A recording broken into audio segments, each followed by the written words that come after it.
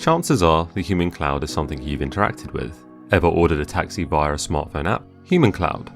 Ordered food delivery on the spur of the moment? Human cloud. Got a guy in Jakarta to organise your incredible YouTube channel art? Yep, you guessed it. Human cloud.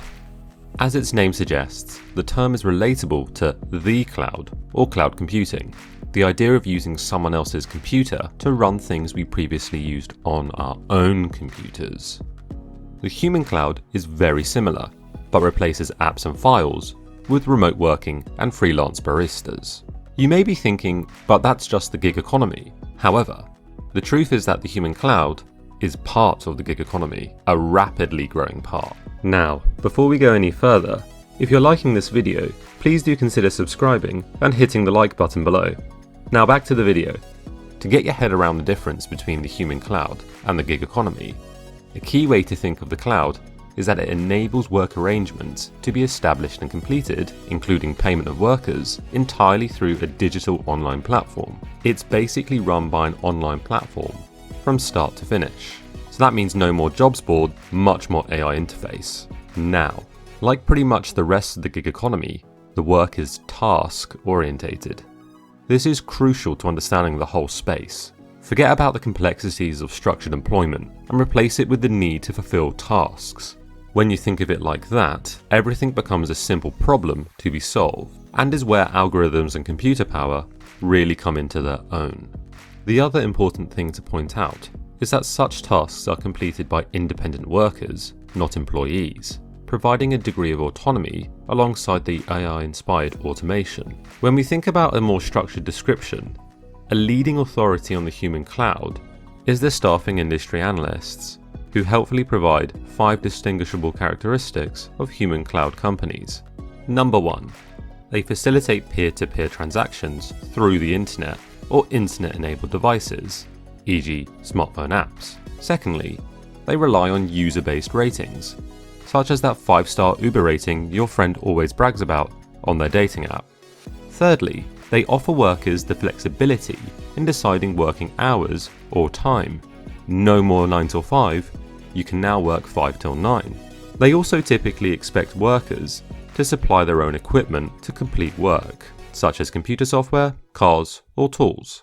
And finally, the cloud platform manages the relationship from sourcing all the way through to payment of online users. The human cloud can be considered the next evolutionary step in work sourcing. If the first step was the outsourcing of IT and business processes, the next was complete offshore outsourcing, typically to less developed nations due to the labour cost savings and lax regulations.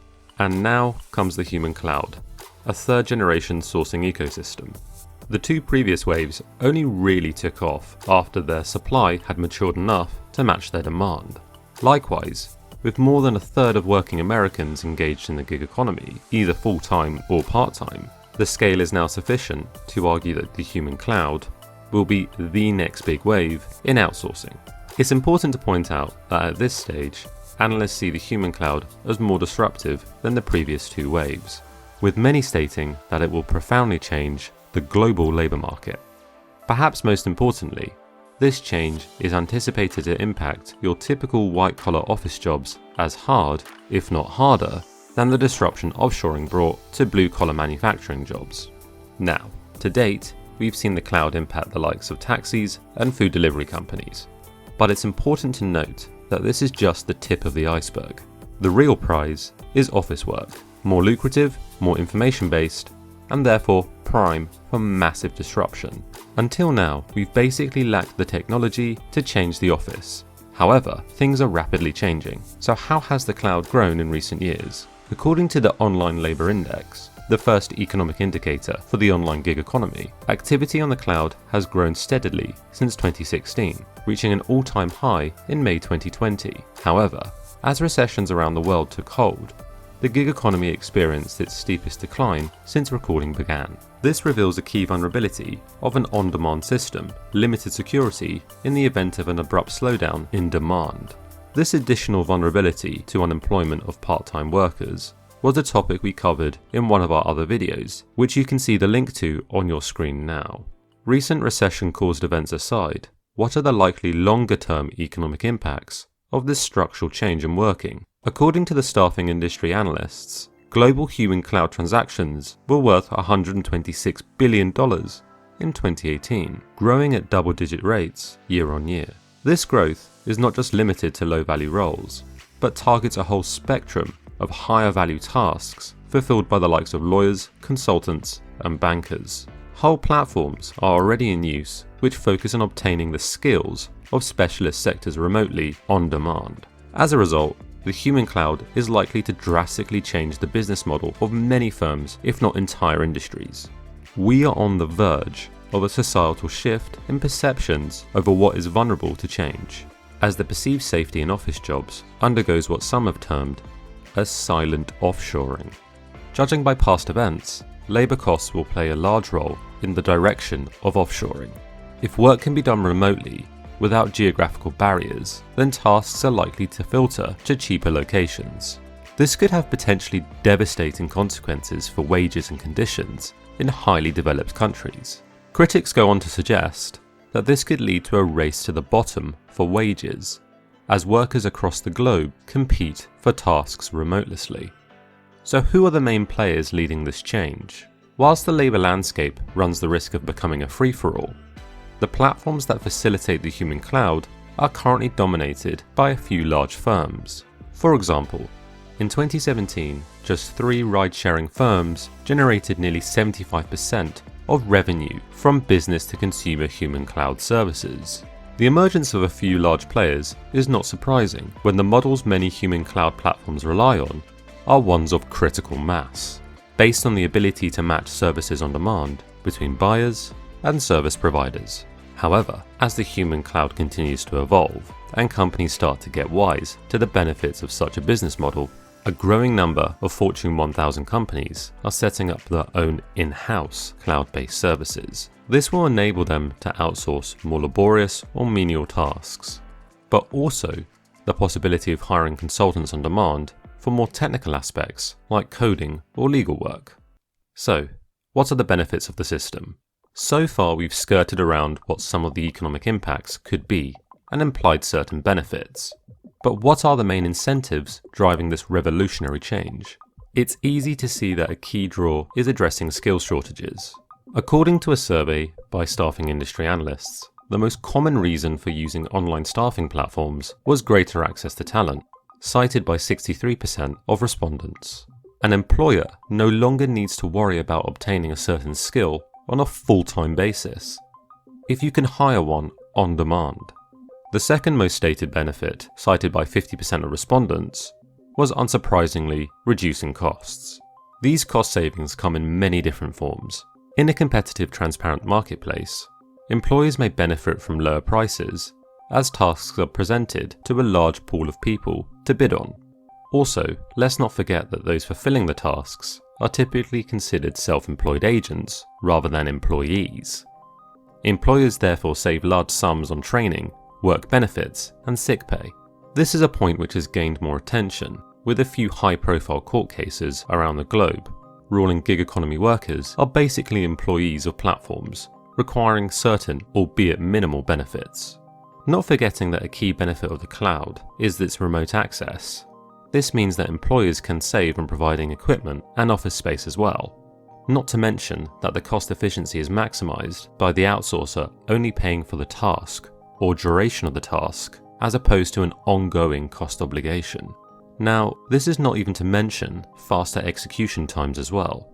For example, an on-demand service would allow a task to be outsourced late at night in one part of the world and fulfilled remotely across the world by the following morning. Unlike previous outsourcing trends, these benefits will be available to all business types, a great equalizer for businesses large and small. In fact, it may even disproportionately benefit small businesses who lack the resources and expertise to outsource globally without the cloud. However, the human cloud is not without its problems. A core problem which governments all over the world will have to address is the potential for tax evasion.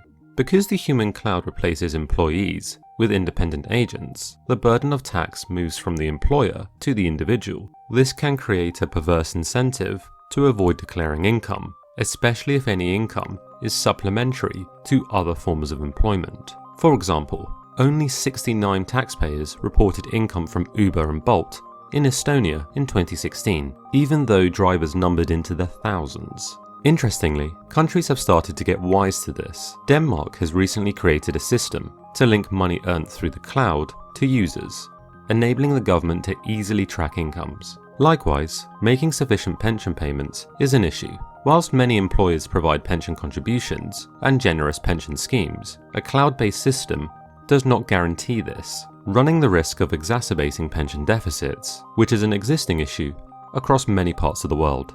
Moving away from regulatory issues, a frequently cited criticism is the inability to place highly skilled workers in longer-term roles. Sure, an algorithm can match someone with a role on paper, but it still takes a human to strike up a conversation to discover whether someone is the right cultural fit for an organization. Social aspects like this may not be an issue in completing microtasks, where a larger task is split into smaller ones, but a flaw in the system to overcome is the limited scope for users to collaborate, often operating in independent silos. So overall, engaging in the human cloud requires a leap of faith for both employers and workers. The cloud can be characterized as facilitating the gig economy through online platforms which manage the process. Its economic impact is set to grow as the perceptions around the cloud change, though the impacts to come will be felt most by traditional office-based roles.